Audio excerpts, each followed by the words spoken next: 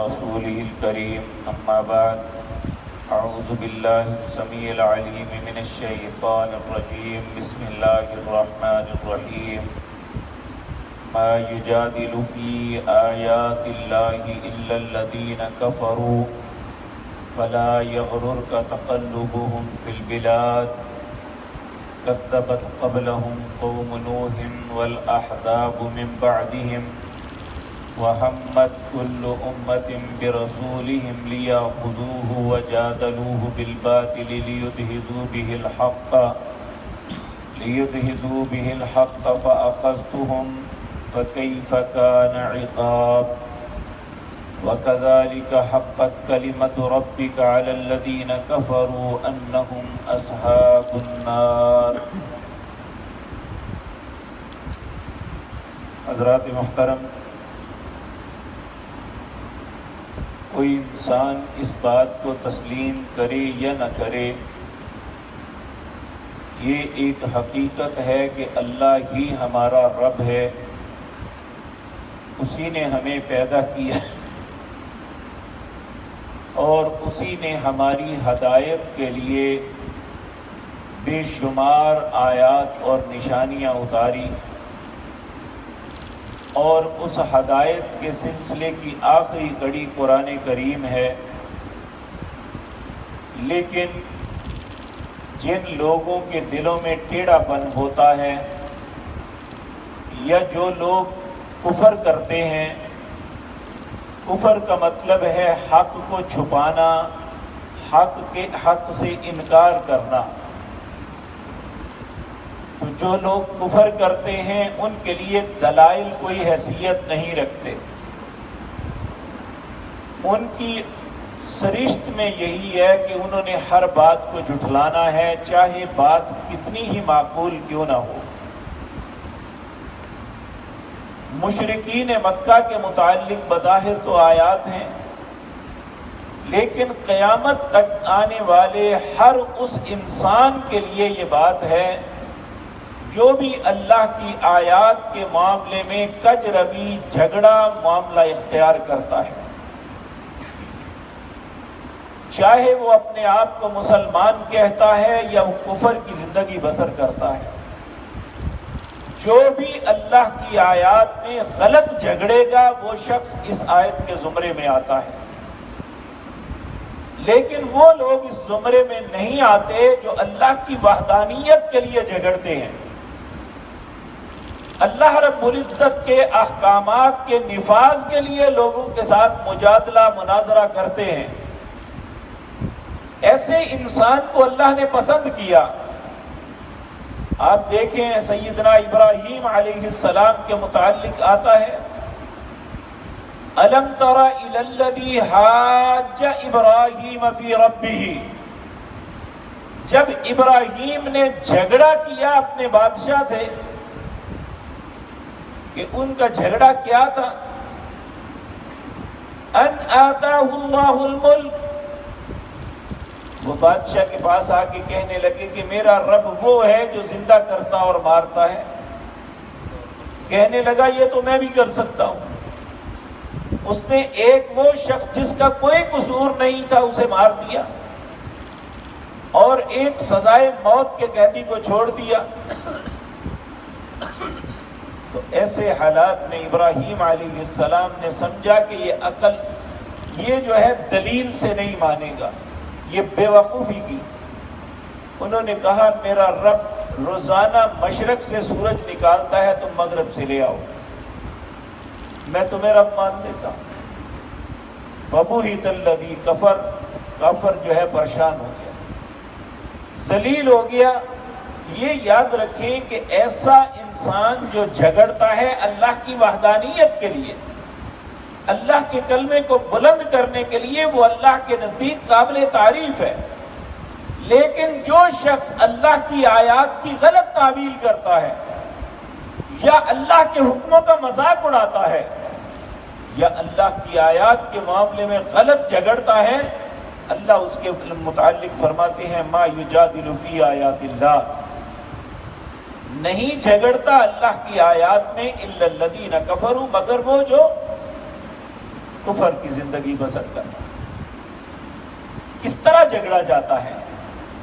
سورۃ آل عمران میں اللہ فرماتے ہیں وَالَّذِي أَنزَلَ عَلَيْكَ الْكِتَابَ مِنْهُ آيَاتٍ مُحْكَمَاتٍ هُنَّ أُمُّ الْكِتَابِ وَأُخَرُ مُتَشَابِهَاتٍ فَأَمَّا الَّذِينَ فِي قُلُوبِهِمْ زَيْغٌ فَيَتَّبِعُونَ مَا تَشَابَهَ مِنْهُ ابْتِغَاءَ الْفِتْنَةِ وَابْتِغَاءَ تَأْوِيلِهِ وَمَا يَعْلَمُ تَأْوِيلَهُ إِلَّا اللَّهُ والراسخون في العلم يقولون آمنا به كل من عند ربنا وما يذكر إلا أولو الألباب۔ اللہ فرماتے ہیں اللہ وہ ذات پاک ہے، والذی اللہ وہ ذات پاک ہے، انزل علیک الکتاب جس نے آپ پر کتاب کو نازل کیا، منہ آیات محکمات اس میں کچھ محکم آیتیں ہیں جسے نہ ان کے الفاظ کو بدلا جا سکتا ہے، نہ ان کے معنی کو بدلا جا سکتا ہے،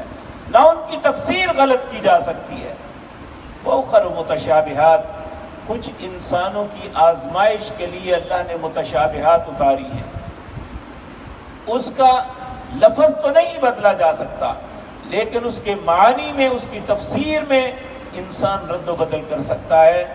تو پھر فرمایا فَأَمَّا الَّذِينَ فِي قُلُوبِهِمْ زَيْغٌ جن لوگوں کے دلوں میں ٹیڑھا پن ہے، فَيَتَّبِعُونَ مَا تَشَابَهَ وہ ان متشابہات کے پیچھے چلتے ہیں۔ کیا ان کی مقصد کیا ہوتا ہے؟ مِنْهُ ابْتِغَاءَ الْفِتْنَةِ فتنہ ڈالنا، لوگوں میں تفرقے ڈالنا، لوگوں کو کنفیوز کرنا۔ وَأَمَّا الَّذِينَ فِي قُلُوبِهِمْ زَيْغٌ فَيَتَّبِعُونَ مَا تَشَابَهَ مِنْهُ ابْتِغَاءَ الْفِتْنَةِ وَابْتِغَاءَ تَأْوِيلِهِ وہ آیات کی غلط تعویل کرتے ہیں۔ وَمَا يَعْلَمُ تَأْوِيلَهُ إِلَّا اللَّهُ حالانکہ اس کی تعویل کا اللہ کے علاوہ کسی کو پتہ نہیں۔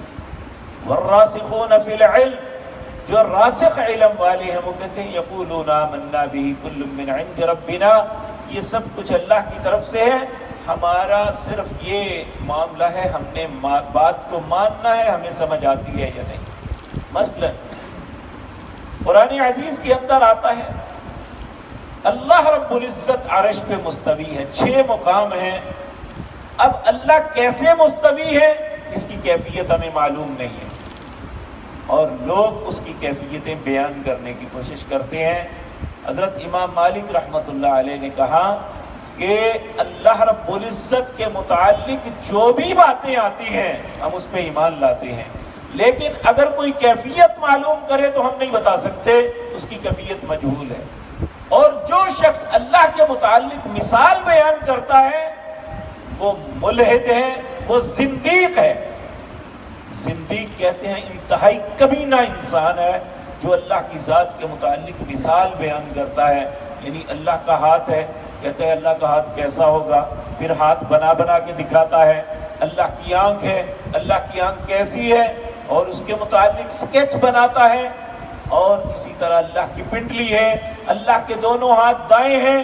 یہ ساری وہ باتیں ہیں جن کے متعلق کافر بھی جھگڑتے تھے اور مسلمانوں کے اندر ملحد لوگ بھی جھگڑتے تھے۔ تو کہا جو شخص ما یجادل فی آیات اللہ نہیں جھگڑا کرتے اللہ کی آیات میں، الا الذین مگر وہ لوگ جو کفر میں مبتلا ہیں۔ فرمایا فلا یغررک تقلبہم فی البلاد اے میرے نبی ان کا شہروں میں پھرنا، بڑے خوبصورت گاڑیوں میں گھومنا اور بڑے بڑے مالوں کے ساتھ یہ زندگی بسر کرنا، دنیا کی عیش و عشرت ان کے پاس ہونا تمہیں کسی فکر میں مبتلا نہ کرے۔ یہ کیا ہے جی، ان کو یہ سب کچھ کیا دیا ہے؟ اللہ فرماتے ہیں کذبت قبلہم قوم نوح آپ نے دیکھا نہیں تم سے پہلے قوم نوح نے جھٹلایا، والاحزاب من بعدہم ان کے بعد بے شمار گروہوں نے اسی طرح کہا یہ سب کچھ کیا۔ وحمت کل امت ہر امت کے لوگوں نے اس بات کی کوشش کی برسولہم اپنے رسول کے متعلق لیاخذوہ کہ اسے گرفتار کر لیں، وجادلوہ بالباطل اور ان کے ساتھ باطل طریقے سے جھگڑا کریں، یعنی بغیر دلیل کے، دلیل بھی کوئی نہیں جھگڑا بھی کرتے ہیں، لیدھزوا بہ الحق تاکہ حق سے آپ کو پھسلا دیں۔ اللہ رب العزت فرماتے ہیں جب یہ ان کی یہ سرکشی، یہ بغاوت، یہ سب کچھ اللہ نے دیکھی، پھر ایک وقت آیا فَأَخَذْتُهُمْ فَكَيْفَ كَانَ عِقَابِ، پھر میں نے انہیں پکڑ لیا، انہیں سخت انتقام کا نشانہ بنایا، اور پھر میرا انتقام کیسا رہا۔ یعنی یہ اللہ سوالیہ کرتا ہے تو انہیں دیکھا نہیں، پھر کیسے ان کے ساتھ معاملہ ہوا۔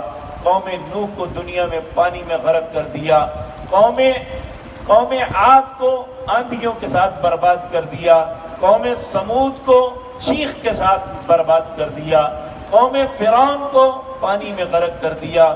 کیا یہ ساری مثالیں ہمارے سامنے موجود نہیں؟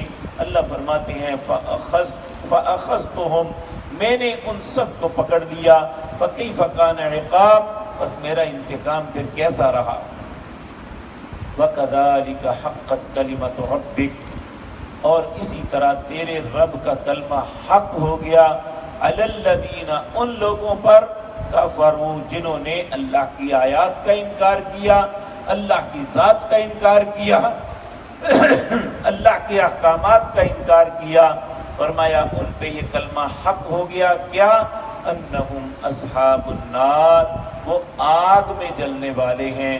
اللہ ہمیں اپنی ذات، اپنے احکامات کا کفر کرنے سے محفوظ رکھے، ایمان اور فرما برداری کی حالت میں زندہ رکھے، کسی پہ موت نصیب فرمائے۔ اقول قولی ھذا واستغفر اللہ۔